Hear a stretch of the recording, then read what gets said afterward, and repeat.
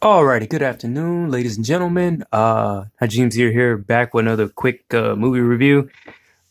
This one, of course, is one of my favorites. It's a comedy, classic. And the good thing, ironically, how I found out about this movie, my mom had actually bought me this movie. It was kind of weird, of why, because she never watched it. I think it was Christmas of like 2006 or seven, and she bought me this and Jackass 2, and I remember watching it right here in this room like 10 years ago. This one's Grandma's Boy. It's made by the people that did The Water Boy, Happy Madison, his whole team. There's still some other actors and actresses in the film who take a getting their start, like Joe DeSale you just saw on the screen. And there, of course, are a few others. Can't remember the guy's name, but the one that played his real name is Dante, even in the film in real life. And I remember him from The Water Boy. He was that asshole. I think he was a quarterback or linebacker, one of the two. And even the guy in Waterboy who had cross eyes, he's in this film. Of course, David Spade, uh, and this is just their whole team of production. It's kind of funny because people say that this is one of Adam Sandler's best movies, all because he produced it, but he's not in it. Um, so pretty much this movie's about you know, sex, drugs, rock and roll. Technically, in particular, video game testers and weed smokers, and of course uh senior citizen grandmothers. So pretty much the plot of the film, the main character played by Alex, he's like this lead video game tester for this video game company. And pretty much he gets kicked out of his house because his roommate was spending the rent money on Filipino hookers. So he eventually, lives with his grandmother. He bonds a little bit more. And the good thing, what I heard about behind the scenes of this film, the great late Dolores Roberts plays his grandmother, and she was more focused on the relationship between the grandson and the grandmother, which was a good thing because as vulgar and hardcore humor this movie is, it seems like a good thing for most of the film. They shot the stuff separately, between the grandmother and of course the grandson and the other characters he interacts with from his friends and his coworkers. So it was good to see them separate, just like technically a little bit in real life, from his home from his home life into his work life. And they eventually do come together at the end of the film, but it's not constant, you know, back and forth. So the main plot, he lives with his grandmother, and I think the main second dairy point of the film is he creates this video game called Demonic, which is you can actually find on YouTube. It was a real game, but in this story, of course I thought it was fake, but it was real. But because I'm technically a video gamer myself, I'm not that hardcore. I'm more into movies now, but pretty much what was I talking about? Oh, that's pretty much the secondary plot of the film. So, and in the beginning, of course, one plot is that he can't finish his level report on time because he makes up these elaborate stories that he's fucking all three of his roommates, and then this, that, and the other, and then he finally tries to get work done and he can't get it done, and he only has like one day, and I guess he crammed in a shit ton of hours at night playing, the game, and the report was due on time. And the secondary point is when they all go out, he bonds with the hot, she's on the screen right now. Alex bonds with the hot, new supervisor. And eventually the main guy that created the game, he gets jealous, which is JP. And he's a weird nutcase. I'm gonna talk about him in a minute. But he does this JB does his little Trojan horse later. He's crying and bitching at dude's house. He eventually takes his idea of the game Demonic, and then that becomes the next plot point, is all resolved. And I like the movie really because of the structure. I thought it was first watching it, I thought it was gonna, well, in the first act, I thought it was gonna be like a situation like Seinfeld or just a movie about nothing. But most of these comedy stoner movies, even like Dude, Where's My Car? Super Troopers, they do have a plot. It's just a basic one, and all of them are funny. So it has its moments from the dialogue and the references and just the funny shit that a lot of in the real world even I can't relate to because I know certain people like this. And of course, I wanted to get into a little bit of not really video game testing, but of course I'm doing a comic book and I was eventually going to make a video game off of it. But after just hearing about certain things, especially living in North Carolina, it was Epic Games that everyone wanted to work at. But they were saying that really behind the scenes is not as, you know, great as you would think it would be. The main character in particular, JP, allegedly word is on the street, there's a guy in Epic Games just like him.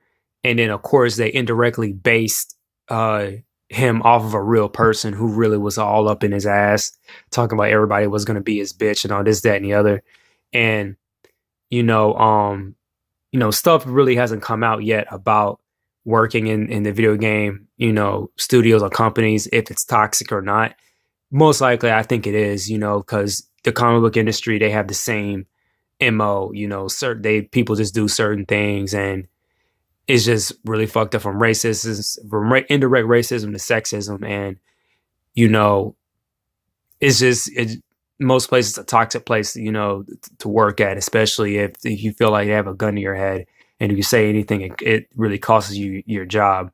So, but the funny thing about the manager, he has this weird robot voice, and it goes a little bit into his social awkwardness. The best way I can really describe it, you could say it's a little bit of Asperger's or some form of autism, but the character JP, he doesn't have like a speech impediment. It could warp a little bit into personality disorder because he wants to be cool. Apparently he has a good job resume. They usually say most smart people, they have a shitty social interaction. And the good thing is that people tell me I'm smart, but I don't really feel like it the most. But I do have, a slight version of a mild version of autism, the Asperger's pretty much. But my social awkwardness really isn't that bad.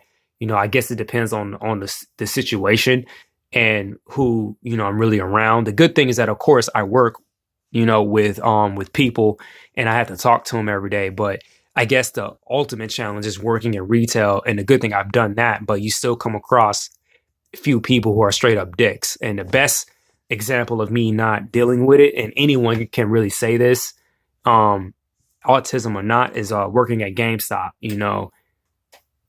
You meet some weird, kooky characters, and I thought I was that unhinged and fucking crazy. Yeah, so many people really need a reality check and a chill pill. And of course, comic book shops as well. And it was another, you could say anime conventions too. But, after working, seasonal at GameStop, I realized, I really don't want to work there. Then on top of that, some of the places behind the scenes at GameStop are just as bad versus the weird people you will come across. Oh, pawn shops. That's what I was thinking of. Yeah, they got some crazies up in there too. And of course, you're negotiating prices all day. So you're going to get people who are a little bit unhinged and, just out of whack. So the good thing is that even though they hyped up some of these moments, and of course, for the sake of comedy, JP is probably the best one I could think of out of the comic stuff that he does do.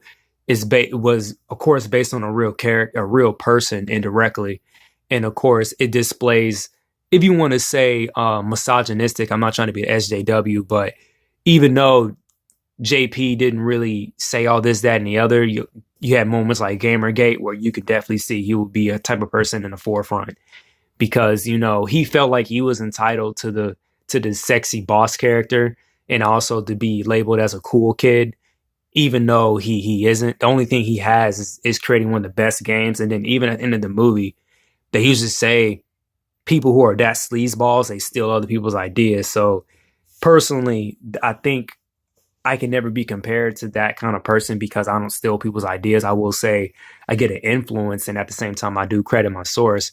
but I don't straight up plagiarize someone else's shit, word for word. You know, um, I don't like that at all. That's just, I'm not a thief. Yeah, so pretty much the movie's really good. Past all that, my mom, she saw it on TV and had moments where she was laughing, especially when the grandmother had got high, and when Alex at one point gets her hooked on his video game Demonic, and that's when indirectly had saved him at the end of the movie because he had proof that his boss had stole his shit. So another good thing is that they cross a little bit of fake product placement to real stuff that's in the game. If you're a big anime or a game person, of course you see the Lara Croft Tomb Raider doll that dude jerks off to, of course, in the beginning of the movie Fight Night. Guilty Gear was where I indirectly lost it at because that's like a classic, cult fighting game. Now it's Blaze Blue. But I think in one shot they had a Resident Evil 4 Game Informer thing. There was a lot of cool stuff that were shown. Metal Gear Solid, next to Wreck-It Ralph, this is before Wreck-It Ralph. It was a good game a good movie that highlighted some of the game reference as well as, fake stuff that was in there to make you laugh, like the gay robot. And I think it was a Hate Canada thing or something like that. Forgive me if I said that. I love Canadians, so I'm not going to hate on you guys. But yeah, this movie is pretty good. If you get drunk or stoned watching this, I think you still have a good time unless you're a violent drunk, then you can't. But some of the other stars in this movie, of course, I said David Spade. Who else? I think the main character that plays Alex, named Alex Covert. I could be wrong.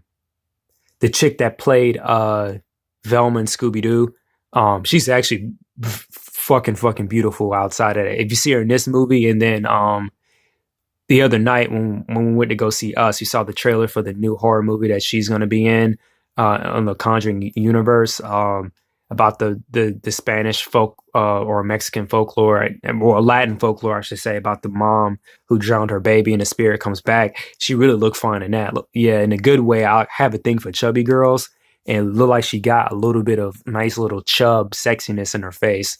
So, but if I go see that movie, I won't be focusing on her. I'll be more focused on the creeped out fucking ghost that's harassing her and her kids. Who else is in this? I said David Spade already. Rob Schneider's in the beginning.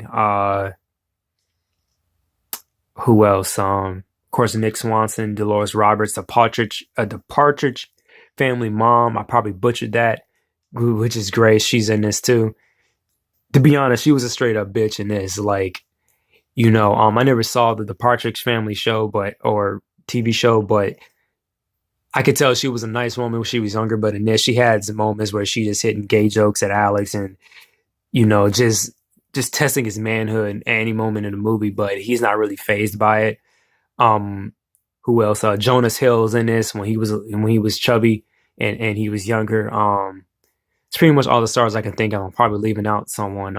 Another good fact about this movie, the Fast and the Furious cars makes a cameo appearance with the Korean kid, I believe. I think it was from the second movie. It was Slapjack's car. It's shown a few times in this movie. Even though it's also Toretto's car, the red Mazda he was driving. It was technically the same car, because when we get to that, I'm going to say that, possibly again, that it was the same car. They just painted it differently, red and gold.